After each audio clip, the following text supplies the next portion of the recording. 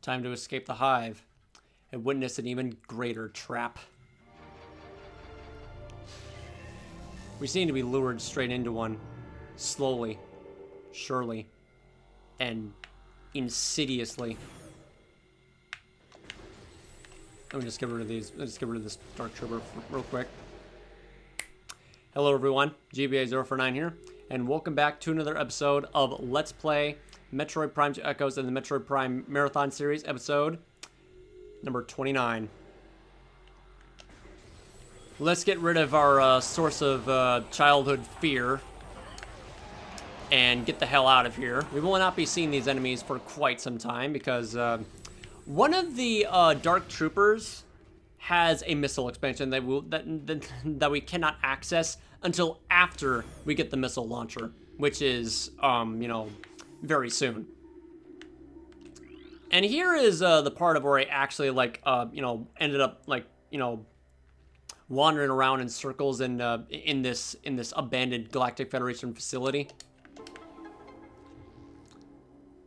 It looked like to me that everything was, you know, I'm not exactly sure how to explain it, but either A, I wasn't paying attention to my map, or B, I was taking the wrong path every single time.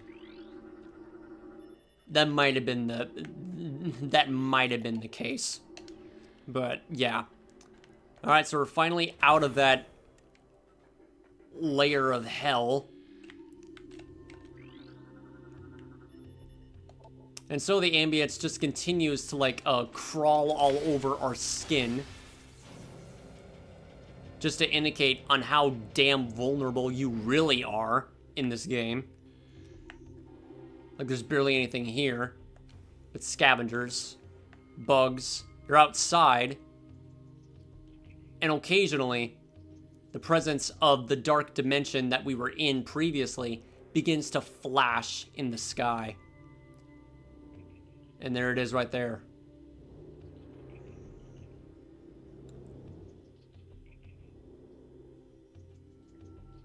That is just so fucking bizarre. It's not only is it bizarre, but it's also so fucking amazing to look at every single time. It really just shows on how damaged this planet really is. From the inside and on the outside. In both dimensions. The detail behind it is just something that honestly deserves an Oscar. I don't care.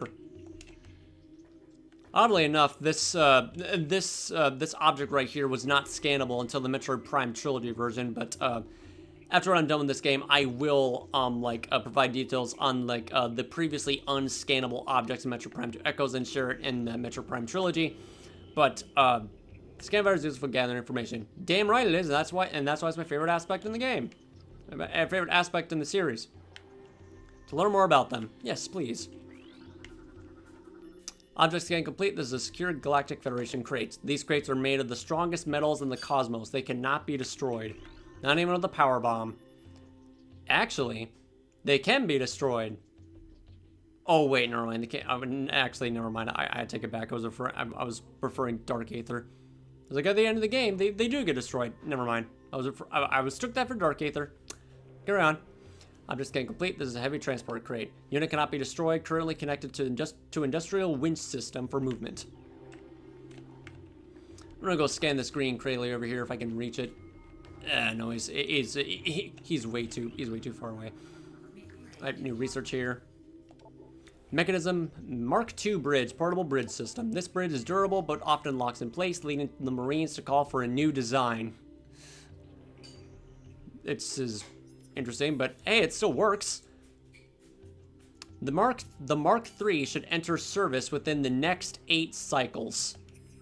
That's never gonna happen because all of the people that are like because all the troopers in the Federation industry are deceased. So it's never gonna go see the light of day. I mean, why would you want to fix something that isn't broken? Works fine to me. Unless you break the little weak spots on the top, but that's all it does.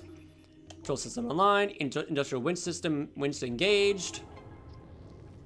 And our path is open. I'm gonna go carry that overhead and just put it to the other side. I really do not understand why in the hell the camera decides to pan on that door over there. And the dark dimension just continues to, and the dark dimension intensifies. You can hear the other dimension from the other side. Like the lightning.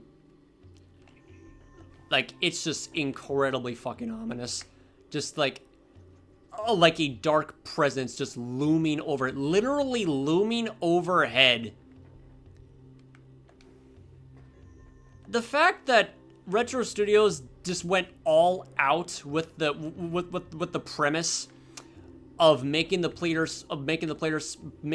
feel so weak and vulnerable and alone that they're just going to get ambushed by those same creatures that they encounter in the Dark World, that anything could happen at any moment. Like, it is incredibly unwelcoming. Metroid Prime 2 Echoes is not a game that welcomes players in the slightest. I mean, sure, it teaches them how to like, you know, play the game and all that, but experiencing the story firsthand is something that I wish I could re-experience again. I can re-experience any clean slate. I really do. Like, I just want to feel that again because all that I'm getting right now is saying, this is absolutely amazing. This is just... It needs a fucking Oscar. I don't care what anyone says. I don't care if the story was written in 2004. It needs a fucking Oscar. I don't care. Make a book out of this. You're witnessing it. I should shut up. I'm sorry. I can't help it. Green Kraly, omnivorous hunter-gatherer. Simple-minded creature patrols turf in search of nourishment. Low threat index. Avoid physical contact. The cousin to the dimensional shifting Kraly, the green Kraly spends its days roaming in search of food. A genetic defect prevents its back crystal from harnessing energy and opening warp portals. It is doubtful the green Kraly misses this ability. He just minding his own business being a little beetle buddy. I mean, even though he's not a beetle, it looks more like a cicada. Really cute little cicada. Look at him waddle.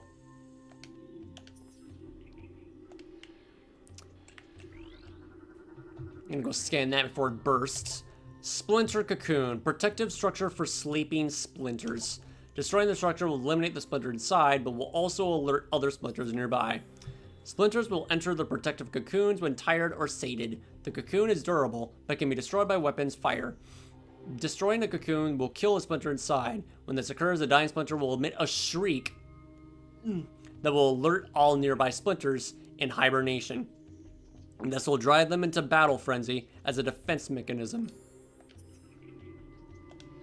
It's not exactly a shriek, but it's designed as one. It's more like a ow, why'd you kill me? And it was like ow, that hurt, sort of thing. But when we approach them, it doesn't happen. Well, let's just make it easier for us. Kill one of them, and here they go. Oh, hello. Didn't expect you to pounce on me that quickly. Predators.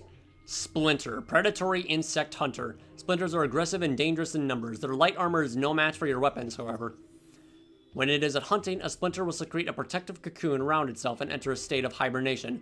Localized seismic disturbances will awaken the splinter, triggering a state of blood frenzy in the process. While in this state, a splinter emits pheromones that trigger frenzy in all nearby splinters. Disturbing a pack of sleeping splinters is not advisable.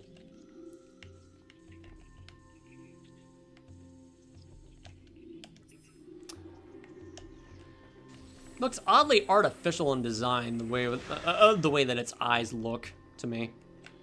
There's a destroyed splinter cocoon. Compromised hibernation structure. This cocoon has been heavily damaged. Only remnants of the cocoon shell remain. Not gonna go into full irrational, not gonna go into like a full unnecessary detail on what, full unnecessary detail on the creature just like restoring its home, like the War Wasp did in the first Metroid Prime. Good, because it really is unnecessary. It's like yeah, it's gone. They're going to reform it by the time it like exit and re-enter this area. That's fascinating. Who cares? Moving on. There we go. Get used to it. This is the very last time I'm gonna do something like this. You notice that, you also notice that Metro Prime 2 Echoes is very cutscene oriented. To like deliver a show, don't tell approach. Actually, no. Okay. I'm not exactly sure if I'm using this right. Show and tell with the cutscenes of what the story is telling you. Well, I got some more. We got another tragic story to uncover. Veroni. I think Haley's losing it. He talks to himself all the time, and he won't sleep. He almost shot me on watch the other night. I think he thought it was one of those things. I talked to the doc about him. I talked to the doc about taking him off the line, and he told me we need all the help we can get. That's true. But if he goes berserk and kills a bunch of us, that won't be very helpful. That might have been the log that he had in his system when he was just lying here, only to get crushed in the rubble. Was he sleeping here this entire time or something? Okay, that was a very odd interaction. Well, at least I didn't like just spontaneously fall through the floor and just have to like reset that way. But yeah, thankfully that didn't happen. The same thing that we scanned in like the research or science hall, what do you want to call them? I wonder how much damage these guys do normally. What? Okay, that's surprisingly strong. They deal 10 damage. Green Krayleys deal 10 damage when you approach them. That's crazy.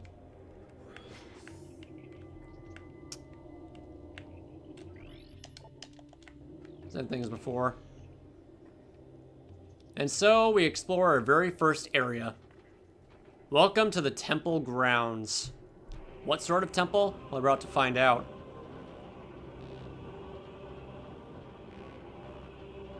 Okay, you know what? I might as well shut the fuck up and like just following along with the build-up.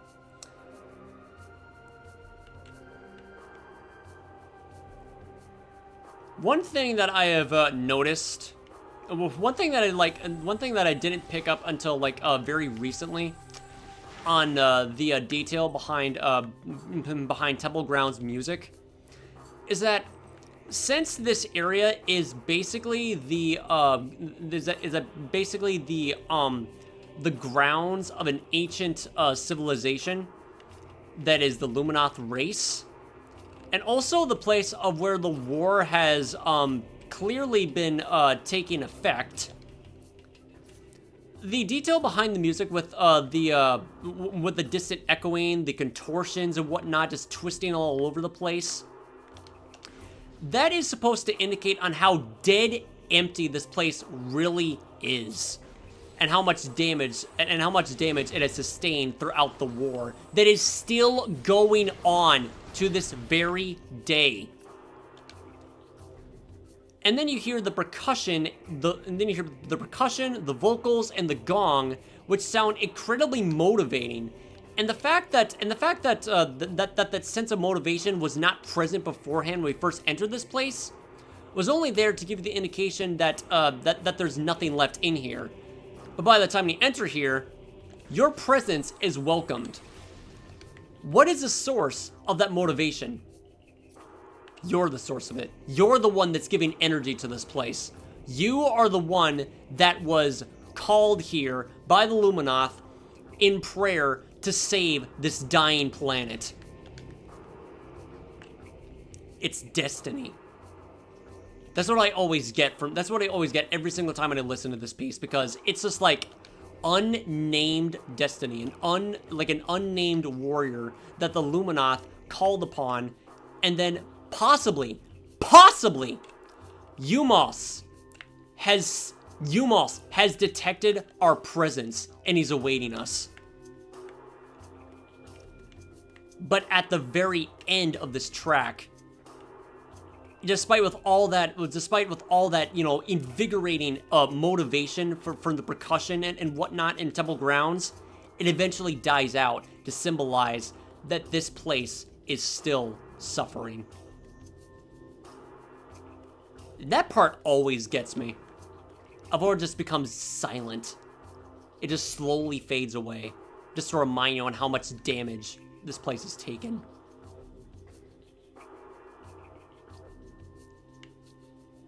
right there. The gong's gone. Percussion stops. And the echoing of the ambience persists. Until it eventually just loops. Masterpiece. Absolute masterpiece. Anyway, let's continue on with this grand adventure. Blast shield, invulnerable to weapons, and missile blast may damage it, but we do not have the missile. Looks like to me that the GF Gate Mark III was about to be installed, but it looks like those were supposed to be the ones that they were building. It could be. But anyway, let's continue on. Take care of all these splinters. All 4 of them.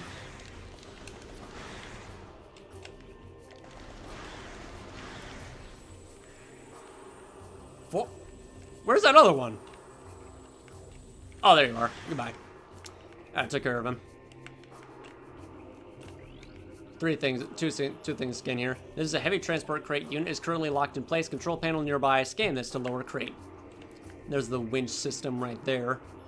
Winch system receiving power. Control system active. Unit is in need of maintenance. Several systems are borderline critical. Further operations may lead to system failure. But it's there for a reason. And how lucky is it that the crate happened to be suspended in place on the winch system at the very end of the line?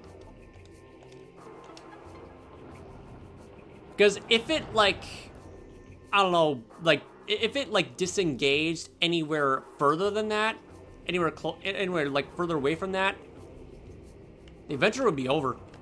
You can't get anywhere else. Object scan complete. This is a heavy transport crate.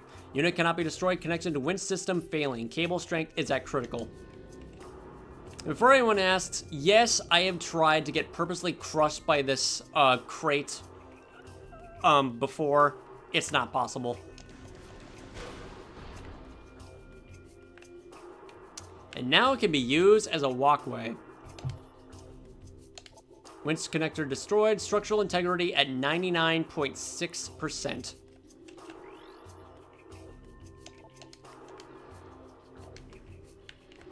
And it's just the same door that we scanned before. Same one as before. Over here is a missile expansion that we can't get yet. It's in a different design, unlike the one in Metroid Prime. Doesn't even look like it's in the shape of a missile, which is pretty odd. Galactic Federation Gate, Mark 7, I'm pretty sure. Or Mark 8. I forget my Roman numerals. Okay, I think it's Mark 7. Mark 7 Defense Gate, Durable Federation Barrier. Gate is composed of denzium. Not Ben denzium, because Ben is dead. And vulnerable to most weapons, though high-yield explosives are effective. And often used in conjunction with the remote scan access control panel. And more sources of denzium here. Block contains denzium. The local creatures have weakened it along with time and erosion. Right, and there's a power bomb expansion, because of course there is.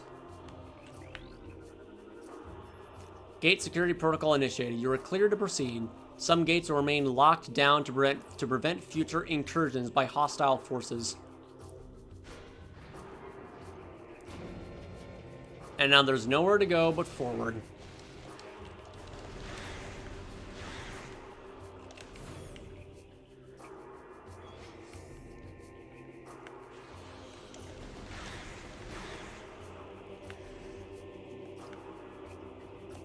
One little cheeky thing that Retro Studios did in this one area is just basically a troll move.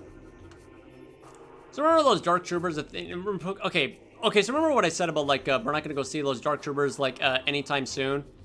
Well, I lied. They're here, too. Target identified. Galactic Federation Communications Array. Target is part of a deep space communication system. Local interference is jamming its signal. Until conditions clear, it is effectively useless. And up to the point where it has its own cutscene that he can interact with. It's like, hey, look at that, he did a thing. What'd I do? Absolutely nothing. Because Scan says that until the condition is clear on the planet, that communication array is useless. It's supposed to be a distress signal that the Galactic Federation, Galactic Federation Squad Bravo just installed, hoping to receive help, but it didn't work. They're trapped, and they died here. Broda. We'll be making our stand here. The engineer tells me there's no way we'll get the ship's engines online. An atmospheric interference is scrambling our distress beacon. If anyone reads this, know that we did our duty and fought well. It's very weird how it's really weird how even though that the communication system is completely useless, you're still able to interact with it. Just get some get some interaction going and detail on how hopeless things really are when you're stranded in this planet. Initiating automated distress signal. Adjusting transmitter for optimum performance. They really did not have to put that little jingle on there because nothing happened.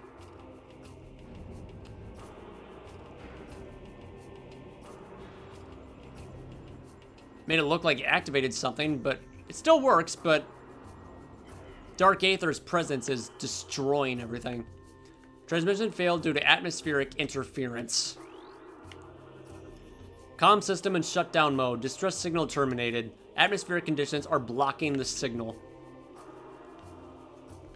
You have to destroy Dark Aether until everything until you can summon the distress signal. But you don't need help. You have your own ship. It works, but these guys weren't so lucky. The look on my face when I encountered these guys again in this place is like, are you actually kidding me? Fear factor returned once again, just to give us a reminder on how terrified you should really be about the Ing's presence. And it works, don't get me wrong, but very clever on their part, Retro Studios. It's like oh god, not these guys again. Leave me alone.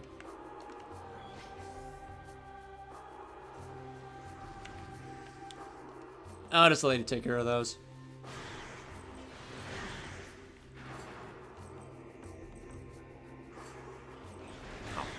Yeah, okay, thank you.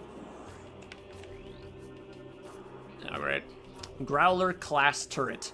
Growler class turret automated defense system. Lightly armored gun used for point defense. Fast targets can evade its tracking system.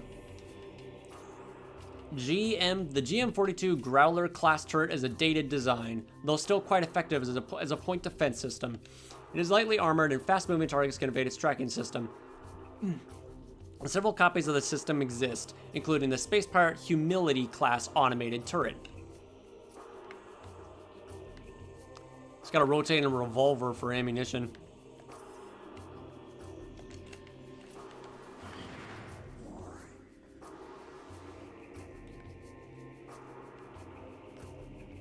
Though its tracking is pretty stupid.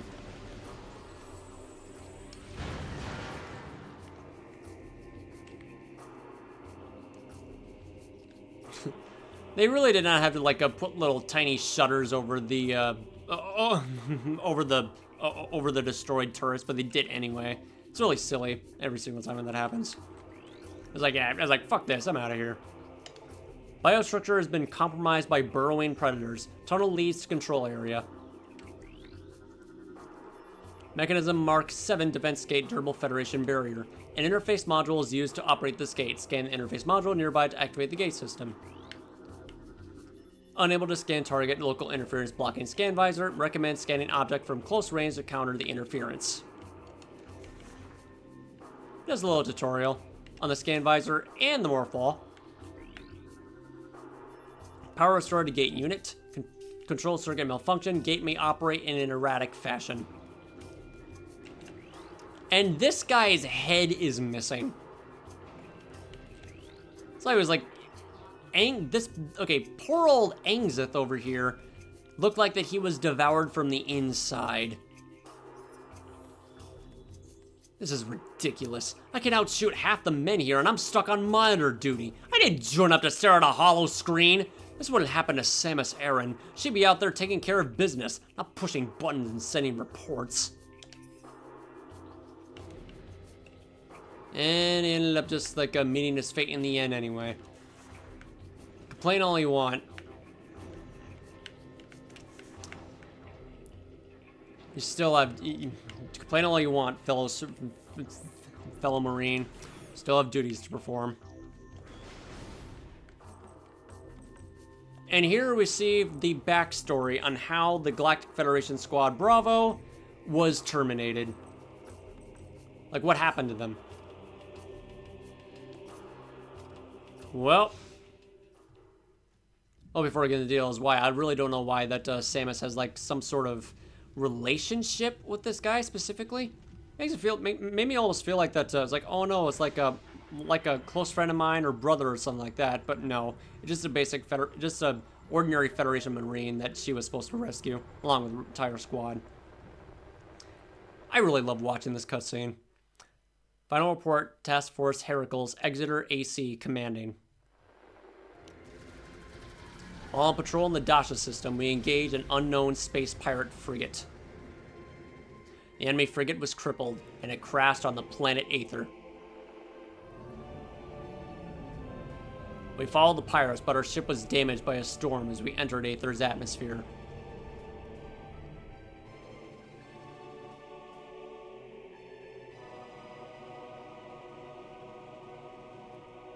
Nice remix of Samus' theme, too. Heavy magnetic activity during the storm disabled our comm systems. Need to read this fast. One to set up ops base, the other to repair the ship. Each unit was doing fine. No problems. Until they appeared.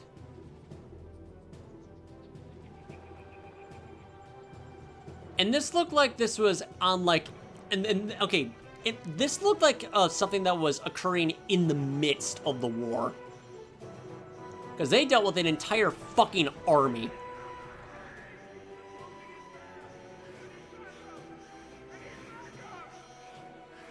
Why didn't receive backup? We will never know.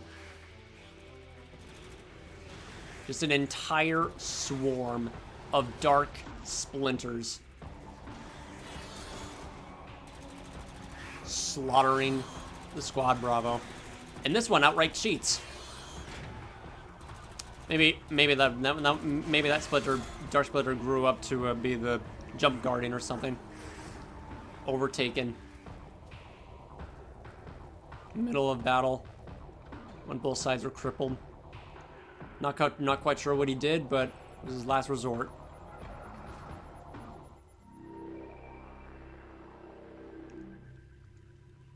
Final report. Well, we located Squad Bravo. But it was in vain. Now there's nothing left to do but continue onward in this planet.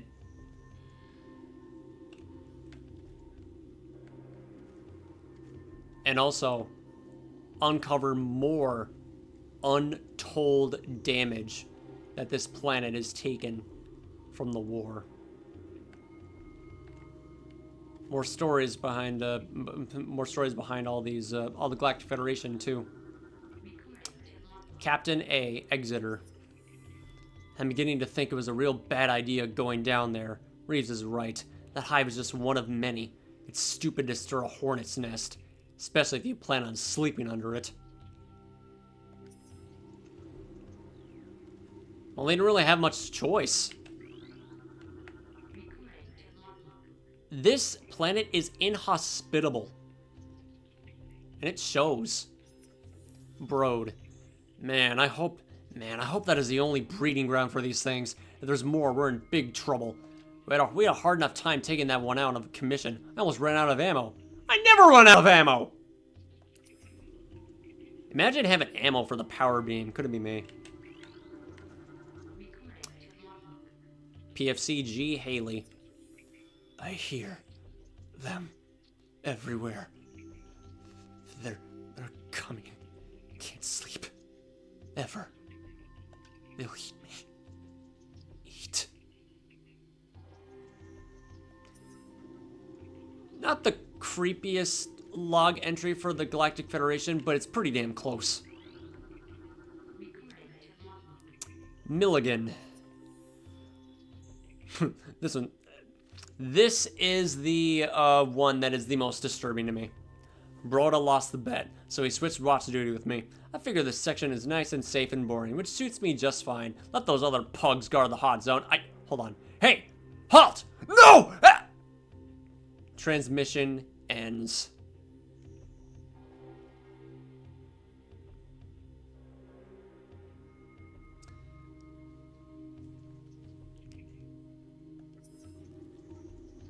No comment. That's the most disturbing one.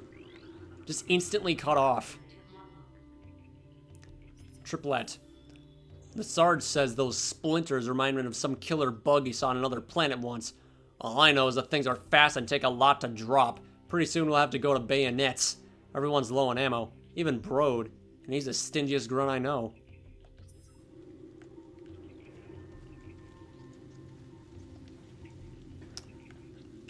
This is all the seatings for every soldier here. Huxley, medical officer. Angseth, Brode, Wills. Bennett, first trooper. Senj, Vonda. Mons, first. Reeves, triplet.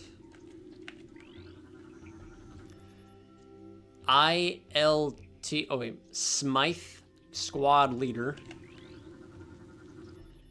Milligan, Denny's, McCalla.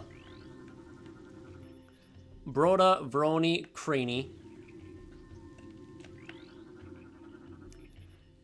Grip, Dominguez, Haley. How much would I bet that some of these names are like, how much would I bet that some of these names are also the names of some of the developers in this game? Wouldn't doubt it. Access to map station granted.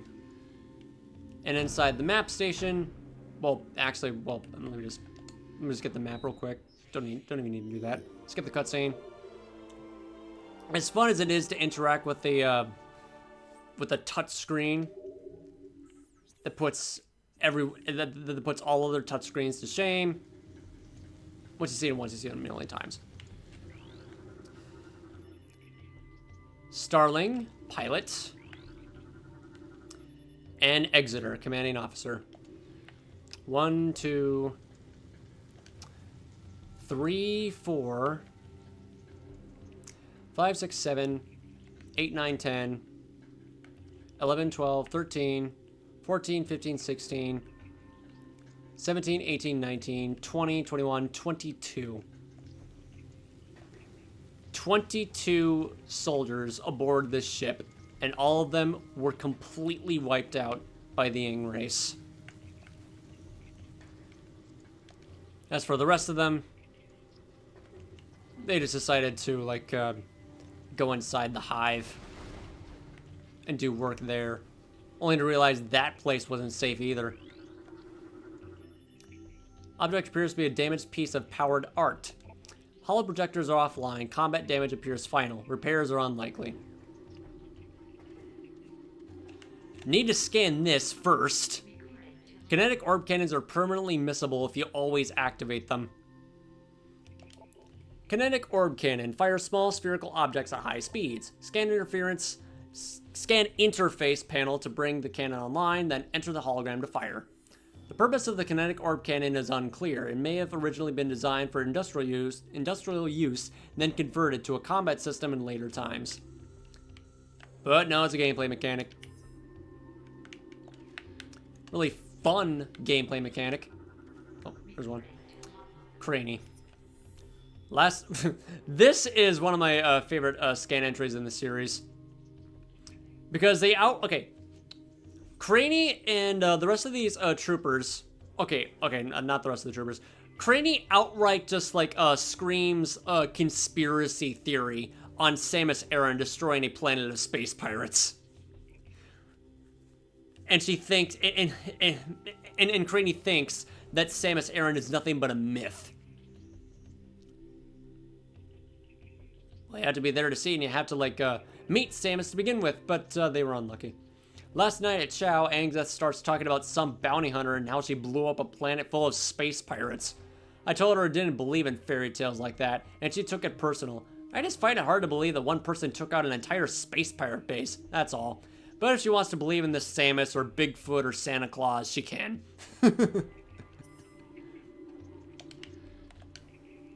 I'll believe it, I'm right in front of you. And there's nothing you can do about it. In death. Power restored to kinetic orb cannon. Unit locked in turret firing position. Auto fire feature enabled. And therefore, doing this, you can no longer scan the kinetic orb cannon. And now you have like 3 or 4 more chances to get it. Don't fuck them up. Just don't. Enter hologram morph ball modes. Fire cannon. Yeet! Kind of pointless to do that because I kind of need to... Actually, never mind. Oh, that's right. Object analysis complete. This is a Galactic Federation Ordnance Crate. Tactical data suggests the presence of a personal weapon system within this crate. Use of heavy force required to eliminate the crate. Eliminate? Why not just say destroy? Oh well.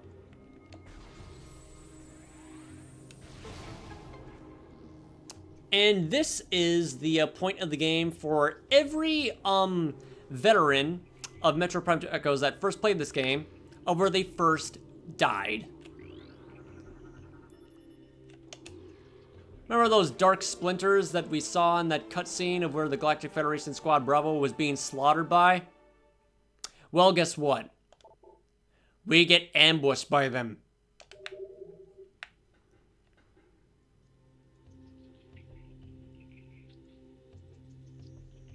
Just gonna go stand here for suspense.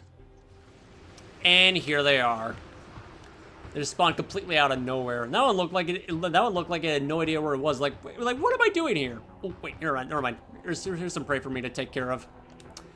The Dark Splinter, Darkling possessed insectoid predator. The alien symbiote within the splinter augments its strength and durability. Threat level raised. Target is host to a parasitic bioform. The presence of the parasite increases the target's overall combat threat level. Concentrated weapons fire will damage the target. That's a kick-ass design, too. It's like a juvenile Ing. It's like a juvenile Ing. Or juvenile warrior Ing. Same design.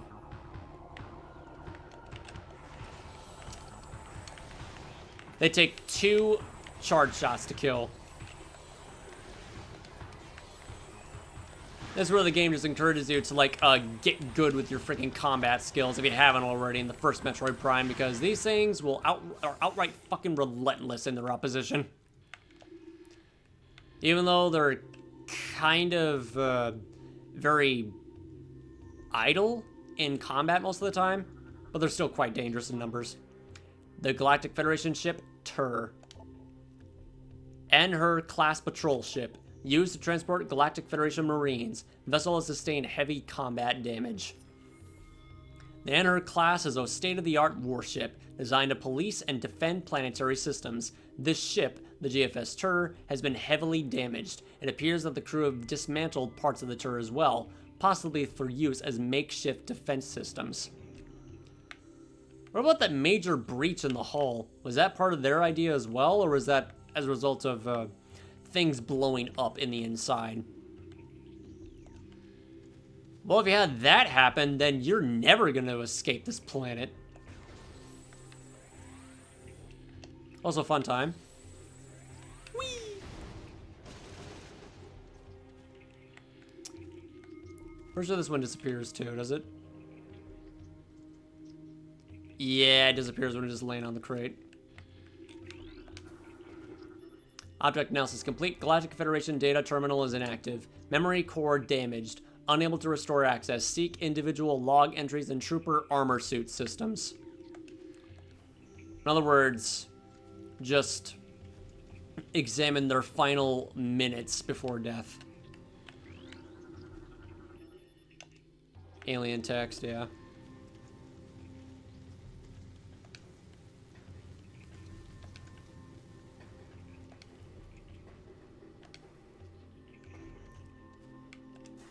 And the temple grounds ambience is playing in here to just give you that dead, empty feeling of how... That dead, empty feeling, you know, by itself. Because you were given that before, but now everything is just very lifeless. Whenever you're in the presence of something that is lifeless, this ambience plays. Like it's there to give you that, you know, just to give you some, okay. It's there to deliver the sense of immersion on, the sense of immersion in the environment that you're experiencing and witnessing yourself. Denny's. I'm the only one left. Managed to get out of the hive, but when I got to the ship, everyone was gone. Dead. I'm heading for that alien building we saw earlier. Maybe someone can help me there. Wait. Something's moving down there. Hello?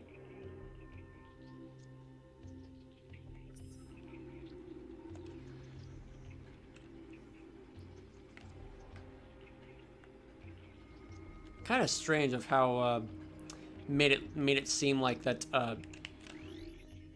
Denny's was in a far alcove of some sort, not exactly alcove, but hallway, and notices something in the distance. You know, this place is relatively small. Maybe it was dark and he couldn't see anything. Like he was just patrolling the area. And he got killed in that spot. Scans indicate presence of a control system. Interface method unknown. Control units not present in the visible spectrum or current time space. Look at that, it's the War Wasp. In a different design. War Wasp, cunning aerial hunter. Airborne insect equipped with a venomous stinger capable of shearing steel. Target can fire blasts of energy at foes. The War Wasp rarely strays far from its hive unless it is pursuing an immediate threat. It attacks with no regard for its own survival, dive bombing its enemy with stinger extended. Fast-working toxins from the stinger can incapacitate most small organisms. If it battles foes at range, it will fire bursts of potent energy. Interestingly enough, it has the same alien eyes that the Splinter has, which could mean that they're somehow related. No. It's his own species.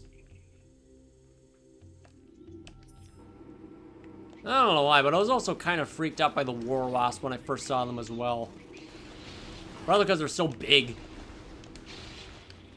And they just kept on coming in, not leaving me the hell alone whenever I approached them. Here's your second attempt to scan the kinetic orb cannon. This is a storage device. Most of the materials used to make it are indigenous to Aether. It is sturdy but not indestructible. And look at that, you just missed your chance a second time. Auto fire feature enabled. And now you can get up here.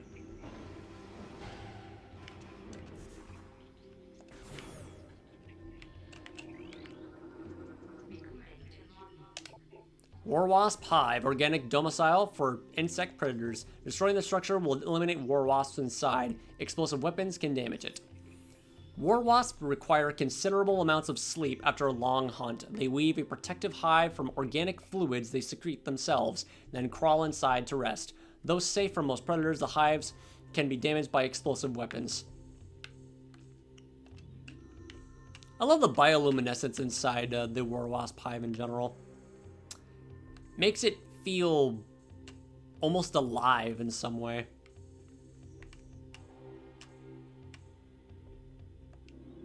Can't be the presence of phazon, because if it was, then they'd be even more hostile and more durable. Oh wait, never mind. That's only in hyper mode. Destroyed Wasp Hive, compromised insect dwelling. This hive has been heavily damaged. Only remnants of the cocoon shell remain. Structural analysis complete. Wall section is structurally unsound. Explosive damage may cause it to weaken. It's so incredibly satisfying to destroy War Wasp Hive as well because of the blue smoke that emits when you destroy it. It's kind of beautiful in a way too. Destroy this one over here. Oop, missed. Uh-oh. And missiles depleted. But it's fine. No need to. And you missed your third chance of getting the kinetic orb cannon. How cheeky of them to like, how cheeky of the devs to put a war wasp hive in a place where you can't reach it. Up there. Just endlessly pursuing you until you eventually figure out this puzzle. What are you supposed to do first? Oh, I know the reason why they placed that there. It's just that it's placed there so that you can, like, not soft lock yourself, because you need missiles. Hope I'm lucky to get one, though. There we go, got one. Very clever. Now it makes perfect sense. Combat damage to walls, heavy structural integrity critical. A heavy impact may cause it to shatter. Head-on collision and breakthrough. In the meantime, we can, like, tell these war wasps to shut up, finally.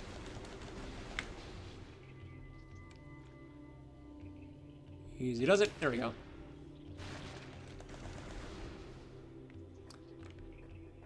Get over here so I can, like, get some missile ammunition if you drop it. No, I didn't drop it. Let me get it. I'll take this, though.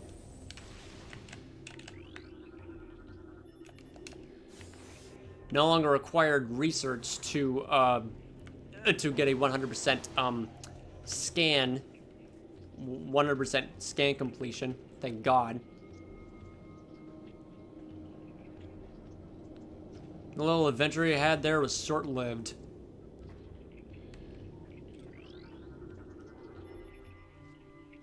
And now we're scanning, and now we're examining a corpse on top of an even much larger corpse. Target has been dead for 8 cycles. Trace amounts of unknown chemical present in target. It has an effect similar to mummification on dead biomatter. Further analysis required to determine chemical's effect on living biomatter.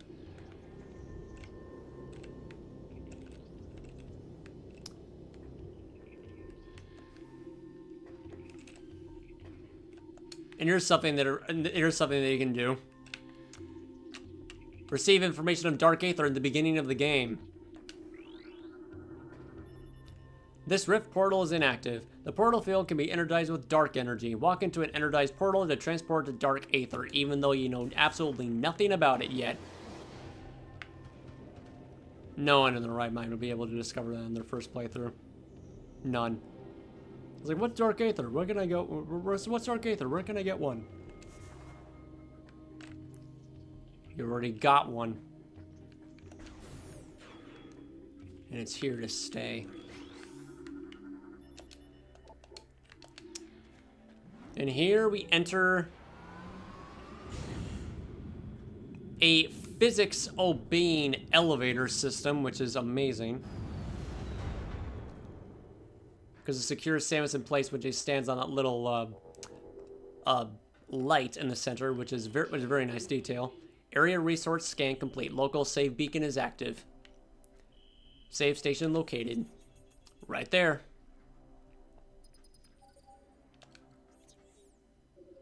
Takes longer for the hint system to activate, thank God.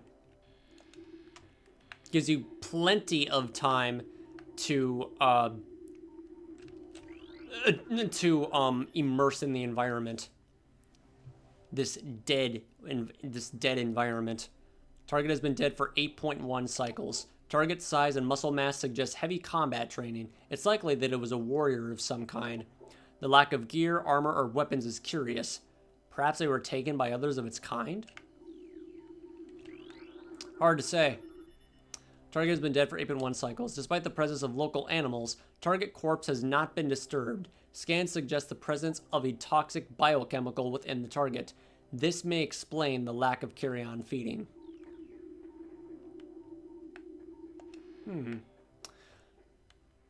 So, the Luminoth are poisonous? They have toxic blood?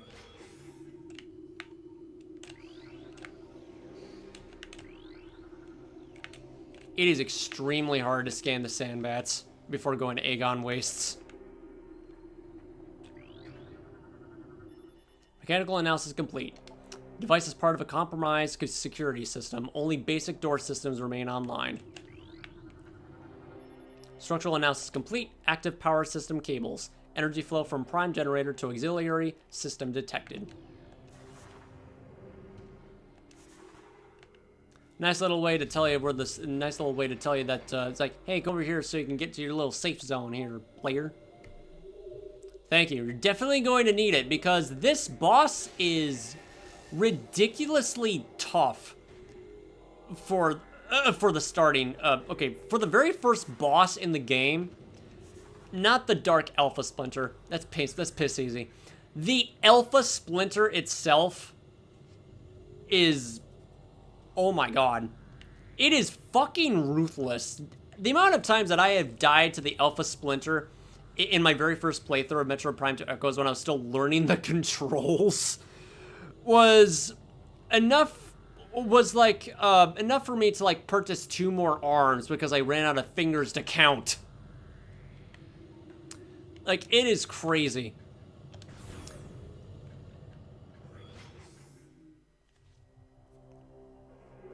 So, what exactly was I referencing with the title of the first video? This right here. What makes Metroid Prime 2 Echo's story so fucking good is that this right here, at this very moment, is the beginning of the end. Timing could not have been any more perfect. In the nick of time. Moments before everything was taken. This is where everything begins to end. I never noticed that until I started writing that blog on what my favorite Metroid game is. And I provided every single detail behind it. But the best part about this is, even though I prefer the world building over the story, world building cannot be any, okay, the story cannot be, okay, the world building cannot be anything without the story because it is absolutely fucking insane on how excruciatingly close the Luminoth were to lose the war against the Ing race. Because Umos is right directly above. Is directly above where the Alpha Splinter and the source of the Ing that are using a weapon to completely destroy all sorts of hope and peace in planet Aether. And this is the time of where you just reverse everything. At this very moment, the Ing have lost. Came down from an answered prayer, and the Ing noticed that you are a threat. But no, they're only just there to, you know, intimidate you. They're not giving it their absolute best. They only view you as a pest, a measly insect that can be very easily crushed. They're just testing you to see if you have what it takes to save this planet. By the time when you prove that, well, that's when they get desperate, and then they start to realize how threatening you really are for their plans of existential domination. I'm surprised that one completely missed me. It's just a battle royale against a few dark splinters, but then after when you destroy the last one, things go absolutely batshit insane. Say hello to the Alpha Splinter, the source of all of my deaths when I first started playing this game. I'm gonna get hit by this. Alpha Splinter, alpha male of a war pack. Gigantic predator, very swift and strong, and uses ramming attacks to defeat its foes. Splinter war packs are dominated by the largest male. Alpha Splinters use their tremendous strength, size, and speed to subdue and kill prey, paving the way for their smaller broodlings. In my defense, it's not because of the sheer amount of fucking damage that the Alpha Splinter deals to you that made that made this first boss so incredibly difficult for me, and also that I was still learning the controls. Emphasis on that notion because I was not relying on the charge beam to take care of it. I was just mashing the A button every single time when I successfully dodged or nearly dodged this ramming attack, and by the time when by the time I realized that that wasn't doing anything, it was already too late. It wasn't enough. I had to get aggressive the same way it was. Kill it fast before it does the same thing to you. And I'm gonna take so much damage from this attack. Oh my god. Yeah. It is ludicrous. It is ludicrously fast with this ramming attack to the point of where it just... Oh my god. To the point of where it breaks the lock-on targeting system entirely. Go through that, and then eventually things get easier. And say hello to the first boss, the Dark Alpha Splinter. Dark Alpha Splinter, alpha male of a Darkling war pack. Gigantic predator with symbiote enhanced strength, speed, and armor. Splinter alpha males are the first to be targeted for Darkling possession. Dark Alpha Splinters grow in strength and durability, making them an even greater threat than normal. I'm just so glad this fight is way more easier compared to its counterpart. And this time you actually can avoid its ramming attack because it's not camping in the center of the arena every time.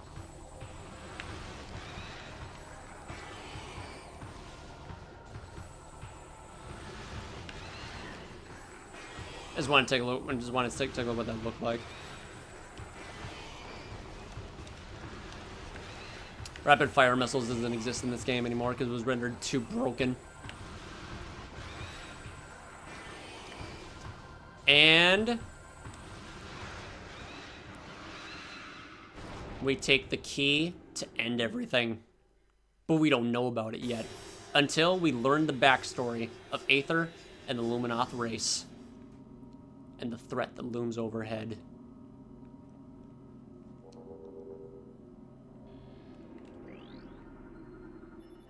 Unknown technology. Looks like an ordinary item you can grab, right?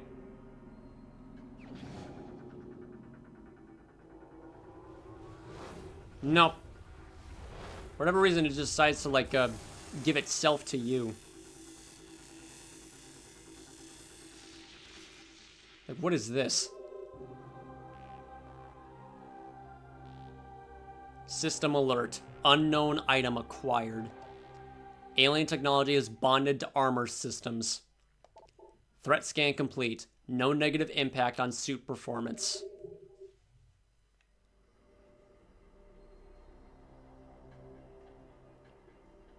And we go onward. You want answers? You're getting them. And it is beyond tragic. The answers regarding of what attacked you, what this planet is, what happened to it, and why you're here.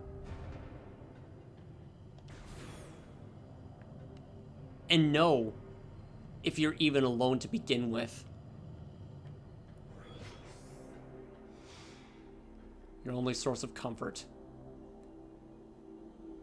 Your only source of comfort in this game is Umos.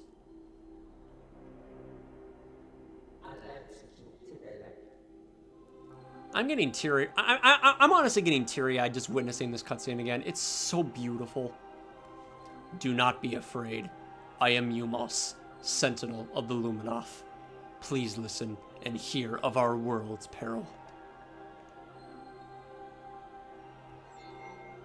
Also, the music just tells the story so well.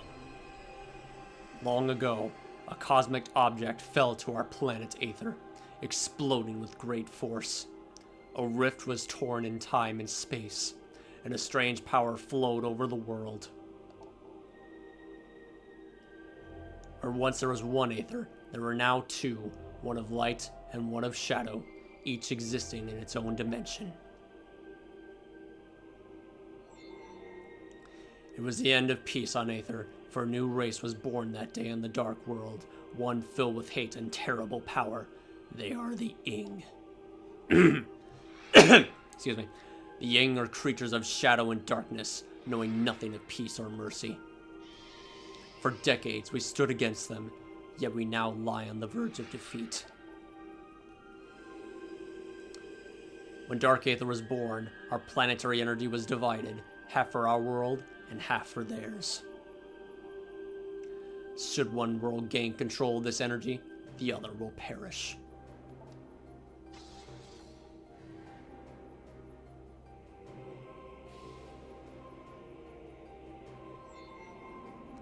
Before you arrived, the Ing had stolen the Ing had stolen a device from us, one that collects planetary energy. With it, they have weakened our planet to the verge of collapse. But fortune smiled upon us this day, for the energy transfer module is now bonded to you. With it, you can help us restore our world. You're our only hope, Samus. Should we fall, the Ing will look to the stars for new planets to ravage and conquer. Your species could be their next victims. The Ing have taken our energy to 3 temples on Dark Aether. Find these temples and transfer the energy from them to our own. I have updated your map system with the location of another temple. There is knowledge there that can help you on your way. I have also updated your translator module. You can now access devices and doors coded with violet holograms. Many lands are now open to you. Prepare well for your journey. The Ing now know you possess the energy transfer module. They will try to recover it at all costs. Return to me once you have restored the energy to a temple. I will aid you as I can. May the light of Aether shine upon you. Energy fully replenished. The inexplicable beauty behind that cutscene, along with the music playing along with the music playing in general, it tells the story of Metroid Prime 2 Echoes perfectly. The build-up behind it in the beginning of the game, like the war that the Luminoth has dealt with, it all feels so hopeless, and everything looks like it's like you know, falling slowly into inevitable defeat. But in the halfway mark, destiny shines through, and you are the source of it all. I used to really dislike Umos's theme because the intro playing all over the place and just feeling a little bit repetitive until this part came in. That right there is the sound of heroism, fate, destiny, written in the palm of your hand. You've got what it takes. You've got this. We believe in you. You are a warrior. You are the light of Aether itself, and nothing will stand in your way. The journey will be arduous and perilous, but you are the only one that is capable of surviving through it all. Onward. Golden Age. The lore of the Luminoth. It is told that the Luminoth were not born of Aether, but of the stars. In the early days, we roamed the greatness of the void, bathing in the glorious light of 1,000 stars. We met a vast number of enlightened minds, the Inkren, the Ila, and the Chozo among them. Each of them, we found, had claimed a homeworld and formed a deep bond with it. In time, we decided to do the same.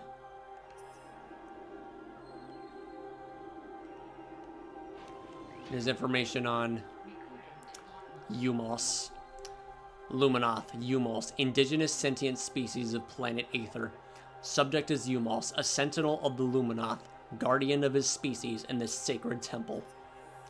Subject is Umos, sentinel of Luminoth. Scans indicate numerous beneficial abilities, including heightened reflexes, durability, psionics, and flight. Ability to generate and manipulate energy on par with that of the Chozo.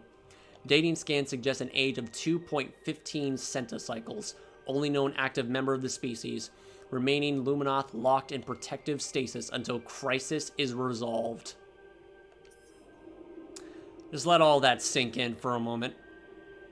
The fact that the Ing race had the energy transfer module within their possession that was being used as a weapon against the Luminoth, and that Umos is here all by himself guarding this said energy right here, and also learning that if should one world gain control of all energy, the other will perish. The energy transfer module was down below, and above is the energy that the Ing were about to steal. The war would have ended right there if Samus did not arrive moments. I don't know. If Samus did not arrive moments before everything would end, the entire galaxy would have been next. The Luminoth race, planet Aether, would be destroyed, and the Ing would be the only source available to conquer everything. It would have been over. Societies, civilizations, galaxies, gone. It would have been over. It would have been already too late. And no one knows about this. Literally no one knows about the crisis that is going on in Aether except you. And you arrive just in time before everything would have arrived just in time before the Ing succeeded. And because of you, not only did you prevent the war from ending, but you also allowed it to continue by fighting, by destroying the Ing army itself. Okay, I fucking love this game. I fucking love this game so much. This story is so good that it's all about perseverance, endurance, and bravery together all at once. This game does everything in its power, all of the energy, all of the elements needed to make you feel like that you are a one-man army. You're witnessing a war that is still going on, where both sides are crippled beyond crippled and ready to accept defeat. The Ing were very close to taking over everything. They were very close to succeed. And Umos, right here, this character right here, the Sentinel of the Luminoth, the very person that is keeping watch of every survivor in stasis and keeping watch of this energy, he was ready to submit to this. He was ready to submit to defeat. They were giving up. They were about to give up. But when you arrived, his prayer was answered.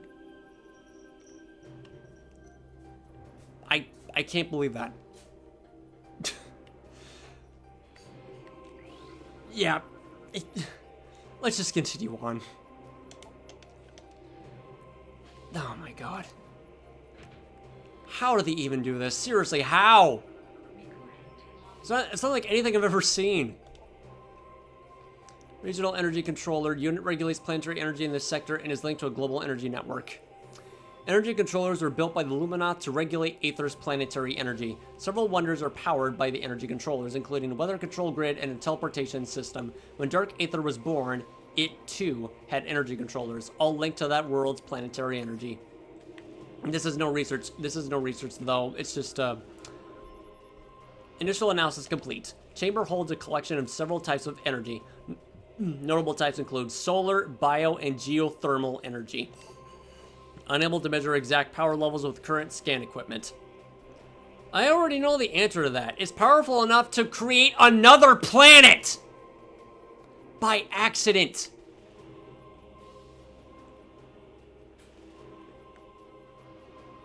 Aether doesn't have a sun. They rely on light. And when that light is gone, everything follows.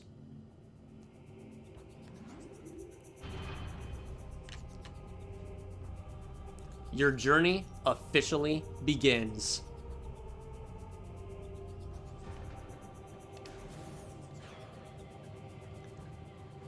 This is what plays when you're about to begin your arduous journey of destroying everlasting darkness. Where do you go? Scan the violet holograms, but we're not going to go do that just yet. We are going to end this episode. So, that concludes the episode of Metroid Prime Marathon Series, episode number 29. I hope to see you again in the next one, where we enter an agonizing sight.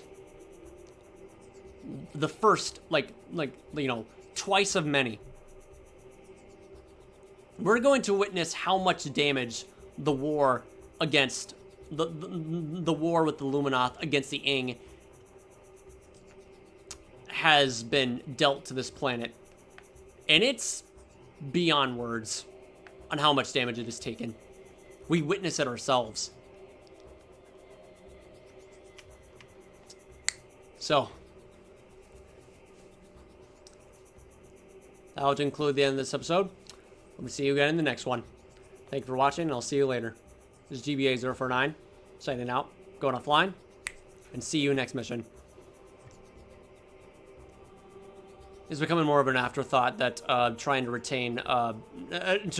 my absolute best to not retain my bias has become an impossibility by this point. I can't help it, I'm sorry. I love this game too much.